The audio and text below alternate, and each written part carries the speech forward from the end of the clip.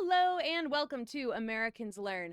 My name is Lauren and today I'm going to be doing something a little bit different. I'll be looking at a video about a piece of art. This is Stanczyk, or the sad clown paradox. I think Stanczyk is how I would pronounce that. Stanczyk. I probably should have looked up how to pronounce it before just starting the video, but I didn't, and so now this is what you get. If you know how to pronounce it, or if I did it correctly, let me know in the comments below. If I did it very wrong, you can also phonetically sound it out if they don't tell me exactly how it's supposed to be pronounced when I start the video. So I mean, like, you know, this picture, it's the guy dressed in the jester suit, all like just despondent looking.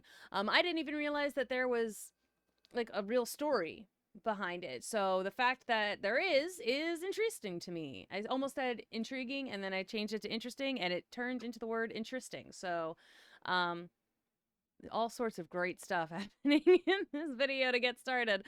But yeah, no, I'm curious to see how this works out. If you want to see more stuff like this, do go ahead and let me know by liking the video, letting me know in the comments below, and subscribing to the channel. All of those help us out immensely. So, let's look at this art.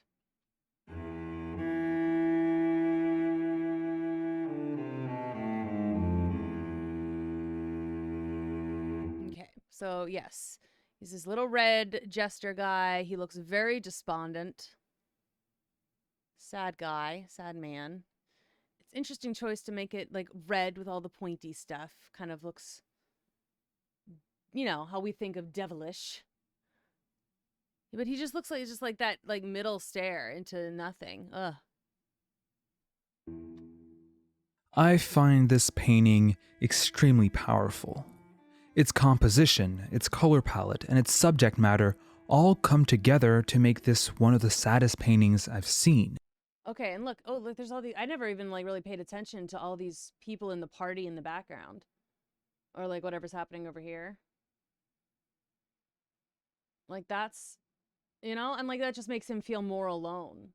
Like, all these people are having a good time, and you're just by yourself over here. But this painting is different from any other paintings we've seen on this channel so far. Usually, when I find an interesting painting and do research on its background and context, I find it even more appealing. I feel like I discovered a whole new perspective on this work of art, and it makes me enjoy it even more. When I did research on this painting, that didn't happen. It was painted by Polish artist Jan Matejko, who became known for painting historical scenes. For example, the Sermon of Piotr Skarga won the 1865 Paris Salon's gold medal. 2 years later, he won another gold medal at the Paris World Exhibition with his painting Reitan, or The Fall of Poland. Well, this is also something I'm learning, is that you can win a gold medal for art. I did not know that. Stanczyk, which is what this painting is called, was made early in Matejko's career. He was only 24 when he painted it. Stanczyk is the name of the subject, a famous court jester who became known by performing during the Polish Renaissance under King Sigismund I the Old. He wasn't only an entertainer, as you might expect from a jester, but he was also extremely smart and would, through his performances, do social commentary. I mean, wasn't that the point of a jester, though? Like, you had to be smart to do it, because, like, it was all, you were also, like, the only person who was often allowed to get away with insulting the monarch, you know, by calling them out on their stuff. Like, I thought that was the whole point of a jester. They're, you know, they act the fool, but they are incredibly, like, intelligent and able to, like, couch their criticism in comedy. He's considered now more like a cultural icon in Polish culture and appears in books, plays, and, of course, paintings. Matejko represented him in different scenes such as the hanging of the Sigismund Bell, the Prussian Homage, and Gamrat and Stanczyk. Matejko's most notorious scenes are usually extremely busy with many figures and a lot of action, but Stanczyk is very different in that regard. Instead of being the depiction of a public event, it's much more intimate. We're almost alone with the famous jester. He's completely lost in thought. His posture shows despair, and the fact that he's alone and turning his back to the party speaks of his melancholy. Alright, so here's the historical context. First, the painting's full title isn't Stanczyk, but Stanczyk during a ball at the court of Queen Bona in the face of the loss of Smolensk. Stanczyk is worried for the future of Poland. They were at war with modern-day Russia, and they had lost the city of Smolensk in 1514. This is probably what the letter is announcing.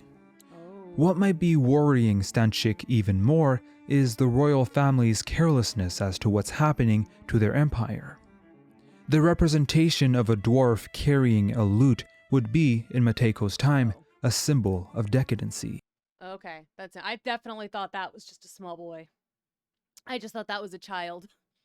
I did not realize that it was like an actual figure. That's really cool. That like, okay, a dwarf carrying a lute is a symbol of decadency. Okay, interesting. Out of the window, we can see the Wawel Cathedral where kings are coronated, and next to it, a comet, which was actually sighted in 1514, symbolizing the downfall of the empire. There are some historical incongruities in this depiction. The title leads us to believe that Queen Bona was actually the Queen of Poland during the fall of Smolensk in 1514, but she only became queen in 1518. The year 1533 is also written on the letter, which is not concordant with the fall of Smolensk.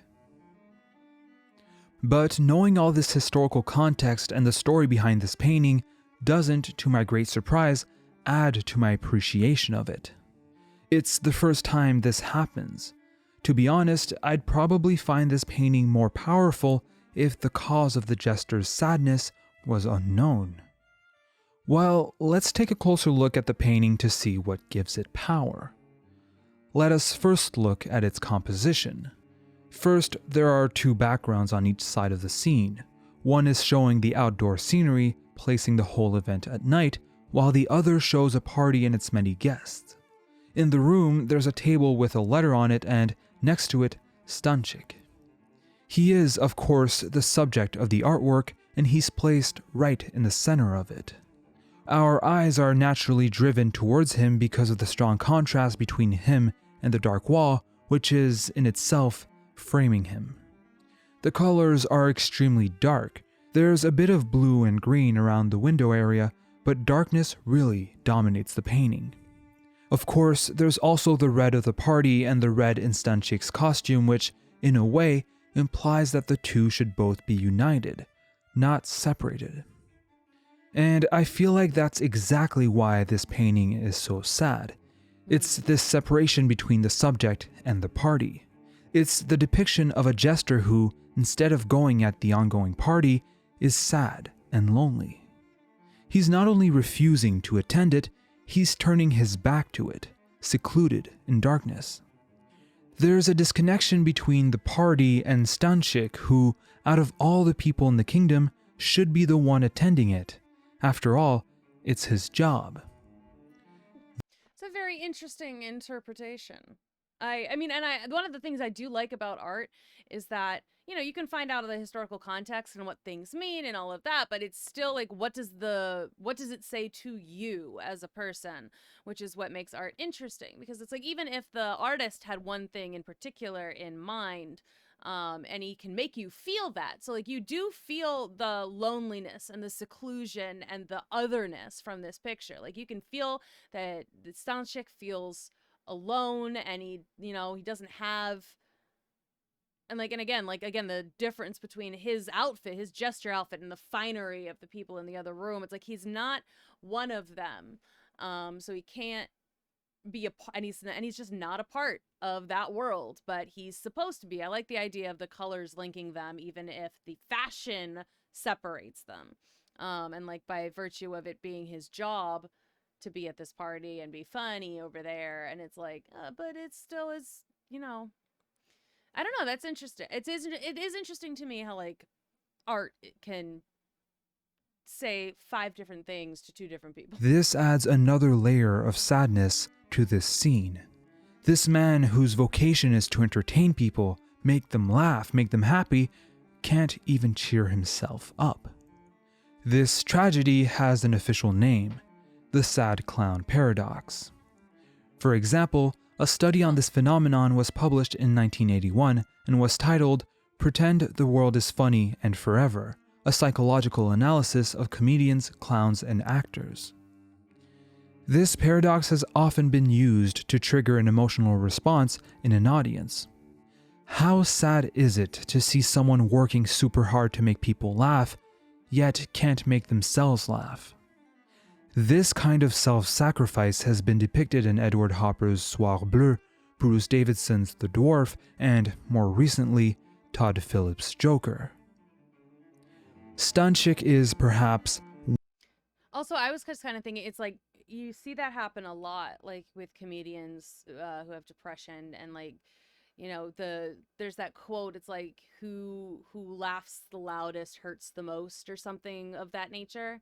It's just like people cover up their own sadness by projecting happiness or entertainment, and it's like, but at the same time they're falling apart, and then like they have it's hard for them to go to anybody about it because everyone knows them as the funny person. So it's like, and then they just, again, that separation, that chasm just grows wider and wider because they don't have anyone they can talk to about how they actually feel, because everyone just assumes that they are the person they project, and it's very, very sad. Stanczyk is perhaps one of the earliest depictions of the sad clown paradox. What makes it even sadder is that Stanczyk is modeled after Matejko himself. This could be, in a way, a very desolate self-portrait. Now, I'd like to know what you think. Did learning about the historical context behind this painting make you appreciate it more? Do you believe it's important for us to understand the causes of Stanczyk's torment? What's more important to you? The story the painting is telling, or the emotions it's making you feel?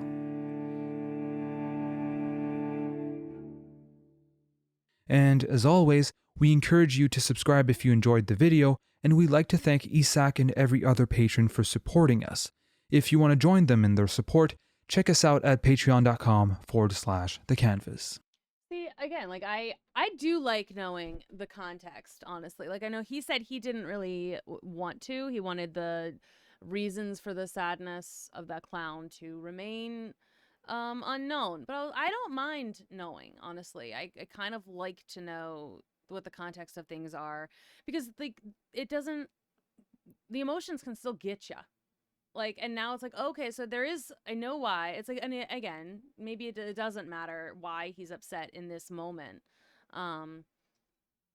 But, you know, considering how political the jester's job was, it does kind of make sense that not only would he be worried about, you know, his home being in trouble, but like his job's in trouble too now. If like the empire falls, it's not like he's like, I don't know if that whoever takes over would keep the old jester around. So I might be a little bit worried about his job security too. There's 1,000 reasons he could be upset because of this one event, even though it's just like, it's not, again, things were not quite perfect. Like the